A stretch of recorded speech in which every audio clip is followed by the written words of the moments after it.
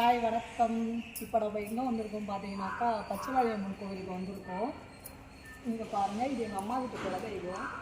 இது வருஷம் எல்லோரும் வந்து பிறந்த நாளாக இருந்தாலும் சரி, கல்யாண நாளாக இருந்தாலும் சரி என்ன பண்ணுவாங்கன்னா அவங்க குலதெய்வத்துக்கு தான் போவாங்க. ஆனால் இந்த வருஷம் நாங்கள் எங்கள் குலதெய்வத்துக்கு போகிறோம். எங்கள் அம்மா வீட்டு குலதெய்வத்துக்கு வந்திருக்கோம். இவர் தான் காவமுனி.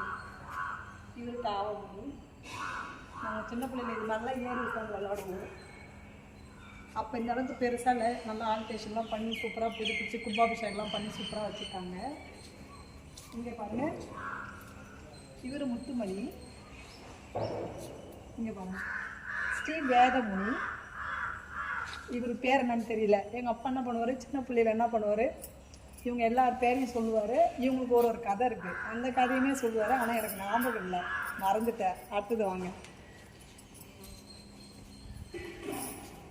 இவர் வாழுமணி.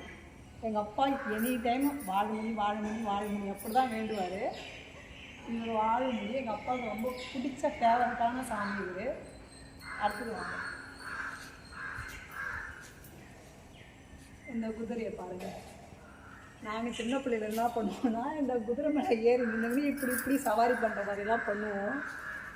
அப்போ இவங்க வந்து ஸ்ரீ காளிமணி, இவங்க சடாமுனி, இவங்க செம்முனி, இவங்க மலையாத்தான். அப்புறம் என்னங்க, சிவன் பார்வதிலாம் இருக்காங்க. எங்கள் ஊர் கோயில் எப்படி இருக்குன்னு சொல்லுங்கள், கமெண்ட் பண்ணுங்கள். கடவுள் ஆசீர்வாதம் எப்போதும் எனக்கு இருக்கும். அப்புறம் அங்கே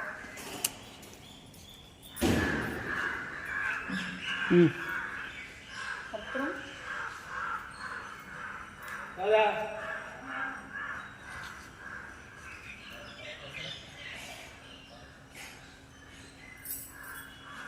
அப்புறம் இங்கே குதிரை, பெரிய குதிரை.